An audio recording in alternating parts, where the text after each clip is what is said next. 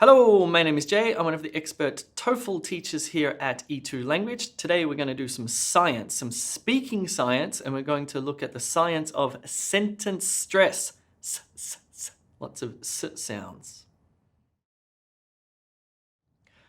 Okay, more specifically, I'm going to introduce to you what sentence stress is. Not stress as in I'm stressed because I have an exam coming up. Stress as in emphasis, okay? Really placing emphasis on a specific word in a sentence and why we do that. We'll find out about that. We're also going to look at the difference between meaning words and grammar words. This is an important distinction to understand, I think. It's just a good one to have floating around in your mind whenever you deal with language, the difference between meaning words and grammatical words, because there is a difference. And finally, we'll do some practice. Okay, let's do a little task. What I'm going to do is just read you these 5 sentences. The sentences are all exactly the same in terms of vocabulary and grammar, except what I'm going to do is I'm going to place emphasis on a particular word in the sentence to change the meaning slightly, okay? And I want you to listen carefully and see if you can understand or comprehend the change in meaning that comes from the sentence stress. Here we go. John will drive to the cinema tonight. John will drive to the cinema tonight. John will drive to the cinema tonight. John will drive to the cinema tonight. John will drive to the cinema tonight. Isn't that weird? So all that happened there was I emphasized or placed stress. That is, I elongated the word a little bit, turned up the volume, turned up the pitch, made it a little bit louder, and it kind of changed the meaning, or it gave it additional meaning, I should say. It gave it additional meaning. For example, when I said, John will drive to the cinema tonight, the emphasis there is the place into which, or the place to which John is going. So maybe he's going to the cinema, not the library, for example. Okay? All of this, of course, makes greater sense in a larger context when you're speaking. Okay, let's do a little task. We'll play a little game, shall we? Okay, this time what's going to happen is I'm going to say one of those sentences and I'm going to place stress on one of the words. You have to tell me which one, A, B, C, D, or E. Ready? John will drive to the cinema tonight. Which one did I emphasize? The answer is B. I put emphasis on the word will. Let's do it again. Okay, which one? A, B, C, D, or E am I emphasizing? John will drive to the cinema tonight. Okay, so we're talking about a split second here. What I'm doing is on that word cinema, so we're looking at D, I emphasized it just ever so slightly to change the meaning or to add additional meaning. Let's do one more. John will drive to the cinema tonight. Did you get it? Hopefully this time you got C, with the emphasis being on drive. He's going to drive, not walk. He's going to drive to the cinema tonight. Okay? Cool. Let's keep going. So, one thing that you'll need to understand is that English is a stress-timed language. Basically, there are two categories of languages. There are stress-timed languages, that is, they'll place stress on a particular word, and even within that word, they'll place stress on a particular syllable. So these are stress-timed languages. Maybe your first language is a stress-timed language, or maybe it's a syllable-timed language. That is, there is even stress placed on words and syllables, which is very different to English.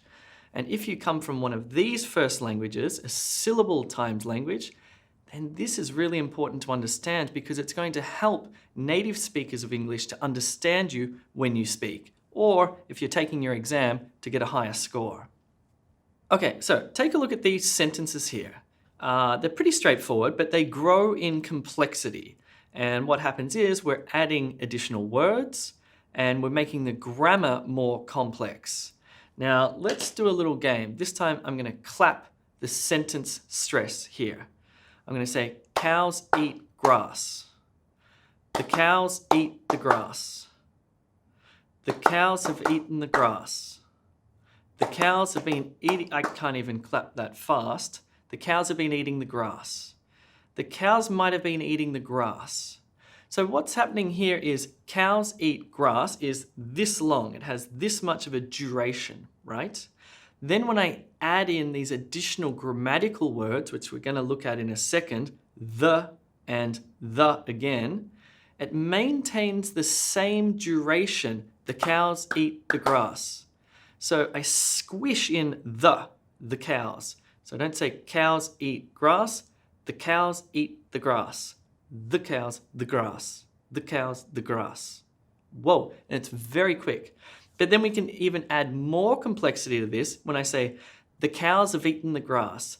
The cows have eaten the grass. The cows have eaten the grass. But I still am emphasizing particular words. Cows and grass, as we'll find out in a second, are meaningful words. So they have more stress. And those little grammatical words like the and have start to sort of almost disappear, or they're really stuck together there. Let's increase the complexity yet again. The cows have been eating the grass. Have been eating, have been eating, have been eating. The cows have been eating the grass. Whoa, that's very quick. And finally, the cows might have been eating the grass. Cows eat grass. The cows might have been eating the grass. Cows eat grass. The cows might have been eating the grass. Try this by yourself. You can pause the video and try to maintain the same duration of time that you spend when you say cows eat grass, and then say the final sentence or build up through the different sentences, keeping the same amount of duration. Crazy stuff. Okay, so I touched on before the difference between meaning words and grammar words, and it's important to get a bit of a grasp or to understand fully what that means, okay? So let's take a look at meaning words.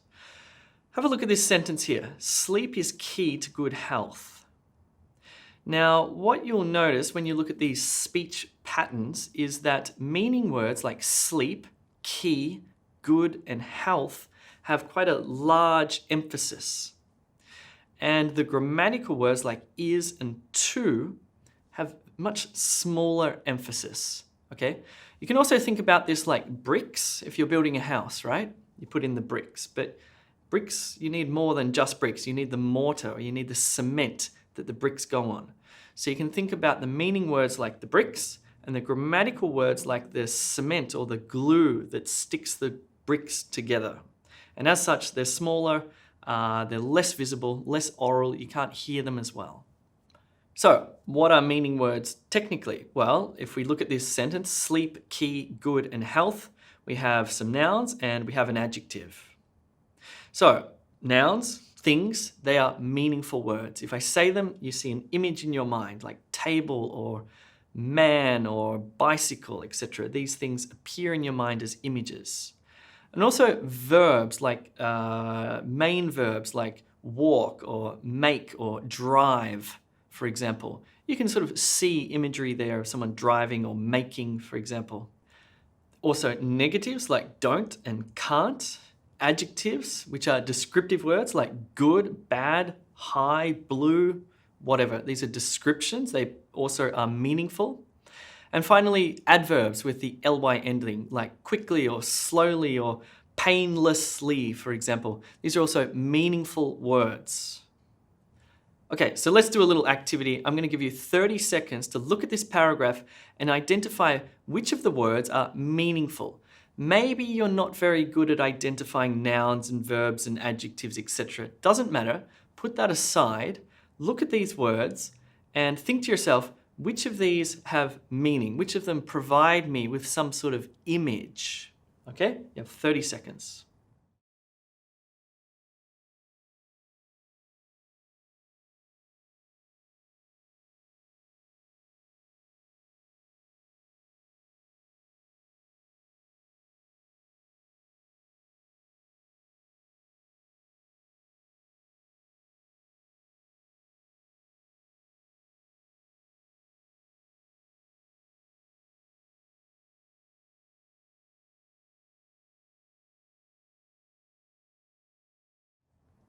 Okay, let's take a look at the answers now. So, getting enough sleep, key, good, health, studies, shown, enough, sleep, increases risk, serious problems, heart disease, scientists discovered one way, sleep protects, build up, white blood cells, heart. There's a few little complexities there, like, for example, shown is the participle of show. It's still meaningful. And then we have build up. Actually, the preposition combines with the verb there to make a meaningful verb. What's it called? A phrasal verb, build up. Hopefully, you pick those out. Let's now contrast that and compare grammatical words, okay? So if we look at our sentence again, sleep is key to good health. Is and to don't really form any imagery in your mind. They're sort of meaningless, but they're very important to stick that sentence together, to stick those words together. So grammatical words consist of or include auxiliary verbs like is and have or do, prepositions like in, on, at, to, for, away from, etc., articles and the, conjunctions that stick phrases or sentences together like and or though. None of these words have meaning or imagery associated with them, so we can call them grammatical words. Okay, let's look at the same paragraph. I'll give you 30 seconds. Please find the grammatical words.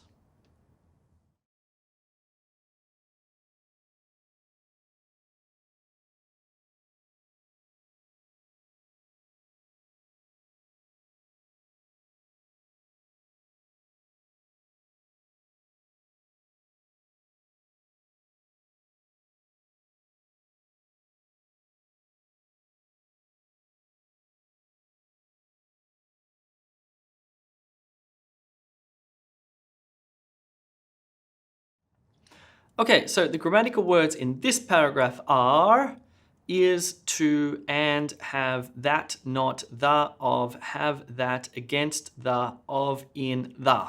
Do any of those words sort of make sense or are meaningful to you? Probably not. In that case, they're grammatical. Okay, now let's apply what we've just learned to some TOEFL practice questions, okay? Okay, now have a listen to me reading this paragraph and just see if you can pay attention to how I stress the meaningful words and I de-stress the grammatical words.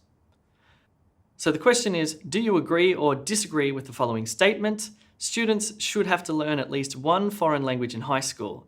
Include details and examples in your explanation. And I say, I don't think it's a good idea to make learning foreign languages compulsory in schools. Firstly, because foreign languages may not be of any use to students who plan on spending their entire lives in their home country. Secondly, some students, and even their parents, may have an aversion to learning certain languages due to their political and historical context. For example, refugees who are fleeing war would most certainly be uncomfortable learning the language of the aggressors that they are fleeing. You would hear the emphasis on those meaningful words and the lack or absence of emphasis on the grammatical words. Words like don't think, good idea, learning foreign languages, compulsory, schools, etc. If you want to understand this better, and one way to do that is to visualize your speech. And you can visualize your speech in speech patterns by going to this website here and recording yourself. And if you understand what is a grammatical word and what is a meaningful word, you should see that the meaningful words have larger spikes than the grammatical words. That is, there's more volume, tone, or emphasis placed on those meaningful words and less on the grammatical words. Okay, this time your turn to speak. What I want you to do is to read this paragraph aloud, okay? So the question that imagine you get this on test day is, do you agree or disagree with the following statement? Learning new languages is easier for younger people. Include details and examples in your explanation. You have 45 seconds to read this paragraph with good emphasis.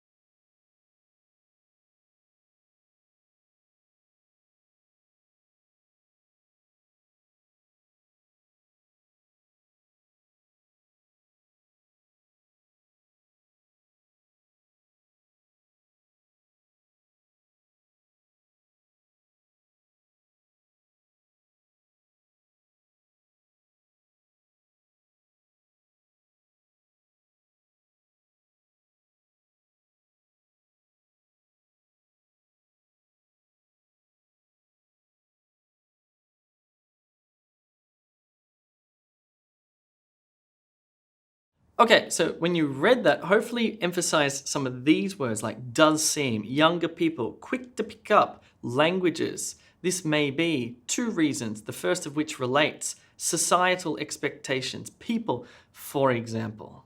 Cool, so if you're watching this on YouTube, don't forget to subscribe to this wonderful YouTube channel and check out e2language.com for all of your TOEFL test preparation needs, including heaps of practice questions, live classes, mock tests, etc. Check it all out on e2language.com. Thanks for watching.